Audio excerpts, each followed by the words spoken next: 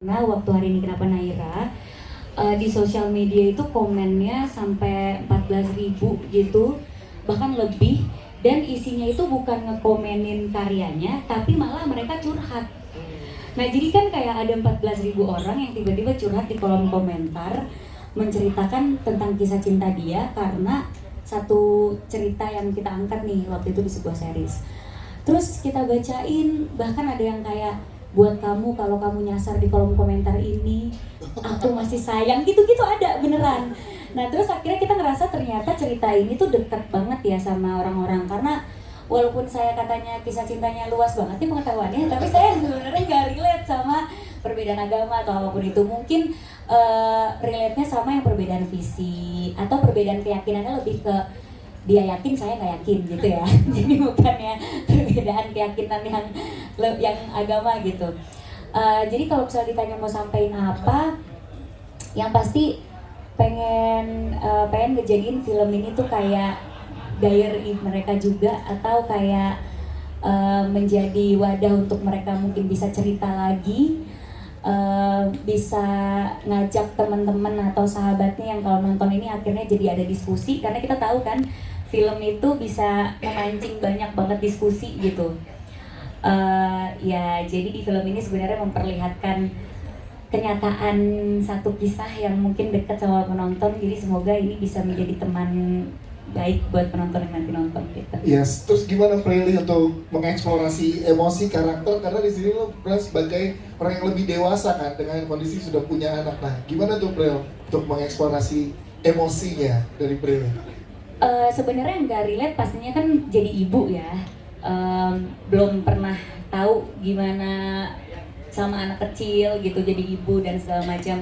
Cuma yang ada persamaan antara aku dan karakter Alia adalah kita sama-sama nggak tahu caranya jadi ibu gitu. Emang Alia belum tahu caranya jadi ibu karena dia menjadi ibu di usia muda. Nah, Prilly juga nggak punya pengetahuan atau memori jadi ibu tuh kayak gimana. Itu persamaannya. Cuma ada hal-hal yang memang harus aku pelajari lagi, harus aku survei lagi, kayak kalau ibu muda itu ada perbedaan kayak komunikasinya sama anak, sama mungkin yang mereka punya anaknya di usia yang lebih dewasa gitu.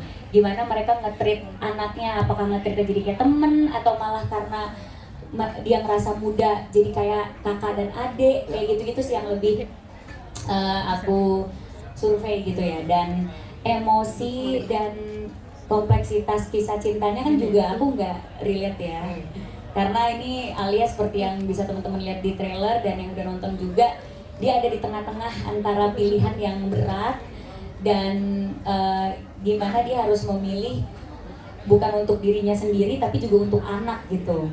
Nah jadi emosi-emosi menjadi orang tua yang mikirin anak, bukannya cuma mikirin diri sendiri, apa yang terbaik buat anak tuh sebenarnya lumayan sulit buat aku. Makanya pas take juga akhirnya suka banyak diskusi lagi sama Mas Daniel, kayak tapi kan ibu tuh mungkin gini kali ya, mamahku mungkin gini kalau sama aku, atau kalau boleh gak sih egois aja jadi ibu, mentingin kita dulu baru anak. Nah pertanyaan-pertanyaan kayak gitu kan yang ngaruh banget juga nanti buat karakternya gitu. Iya, banyak rasa nih yang ternyata diterima oleh teman-teman penonton. Siap.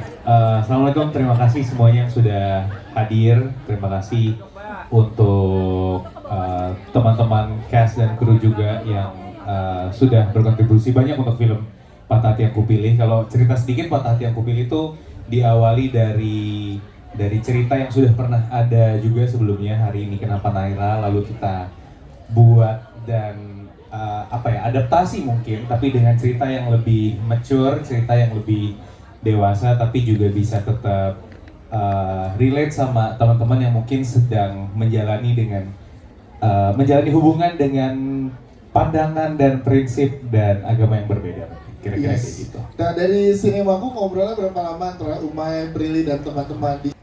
Kayaknya kalau kenal sama Mas Daniel, kita bertegur sapanya udah agak cukup lama, tapi belum pernah dapat kesempatan bekerja sama bareng. Dan ketika kita memilih siapa yang akan kita tentukan untuk menjadi sutradara, ya langsung kepikiran Mas Daniel juga, kira-kira gitu. Siap, Umay terima kasih. Umay, kita ke Mas Daniel. Terima kasih.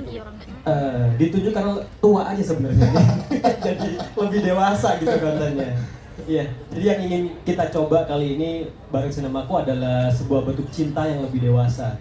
Cinta yang nggak cuma egois untuk kebahagiaan aku seorang, tapi bagaimana sebuah cinta yang menumbuhkan dan bisa merangkul perbedaan. Ya, Mas, kalau tadi kita nonton itu ngerasa banyak scene-scene yang padat tuh Mas. Kalau ngerasanya kayak kita jadi ngerasa diajak ngobrol sama karakternya, diajak ikut ke dalam. Nah, ada treatment khusus ya Mas terkait pengambilan gambar tadi? Nah, beruntung banget saya kerja dengan kedua aktor utama Pri dan Brian yang library kisah cintanya cukup luas sekali gitu ya. Jadi saya tinggal request sih sebenarnya. Luas tuh kata lainnya apa Mas? Pengetahuannya luas ya gitu, pengetahuannya luas gitu. Jadi tinggal request gitu kalau ada mood seperti ini, adakah pengalaman kalian seperti itu yang bisa di-share pada emosinya. Tidak harus sama persis dengan kehidupan nyata, tapi paling nggak ada kualitas emosi yang pernah terjadi gitu. Dan kita bisa generate itu banyak sekali dari mereka berdua gitu. Bahkan dengan aktor kecilnya pun cukup cukup bisa menghidupkan karakternya gitu. Ya, Mas Daniel, terima kasih tepuk tangan dong untuk Mas. Dari cerita hari ini kata Naira, cuman setelah kita obrolin lagi kita pengen ngasih sesuatu yang lebih dewasa dan berujung kepada suatu statement, yaitu saling menerima gitu, menerima situasi bahwa nggak semua hubungan itu kadang bermodalkan cinta aja gitu. Jadi cinta aja sebenarnya nggak cukup dalam sebuah hubungan, ada faktor-faktor lain yang mungkin bisa dipertimbangkan sehingga akhirnya orang itu harus merelakan cintanya untuk tidak berlanjut gitu. Nah, karena kita mau mengarah kepada statement tersebut, maka lahirlah ide bagaimana kalau dalam hubungan itu nggak cuma ada mereka berdua, tapi ada anak di situ gitu. Jadi selain ada halangan restu orang tua, ada juga sosok anak yang harus kita pertimbangkan masa depannya dia akan seperti apa kayak gitu. Proses riset dan developmentnya kamu berapa lama gitu? Karena kan tadi kalau Mas Daniel bilang kalau ngobrol sama Brian sama Prilly udah banyak nih kisah perjalanannya gitu ya. Nah, kalau buat kamu sendiri gimana? Kalau developmentnya itu sekitar 4 bulan. Jadi di situ tim penulis sama sutradara juga sama tim kreatif Sinemaku semuanya itu ngobrol, saling diskusi dan bahkan riset langsung juga ke orang-orang yang pernah menjalani hubungan beda agama gitu. Jadi kita ngobrol di sana dan melihat perspektif langsung dari mereka gimana saat mereka menjalani hubungan beda agama itu dan bagaimana akhirnya gitu. Kalau ada yang lanjut kita tanya akhirnya seperti apa, dan yang berpisah pun kita juga tanya bagaimana hasilnya, dan dari emosi-emosi itulah kami kumpulkan dan kami sarikan dalam skenario Patah Hati Yang Kupilih ini. Tepuk tangan dong buat Junisha.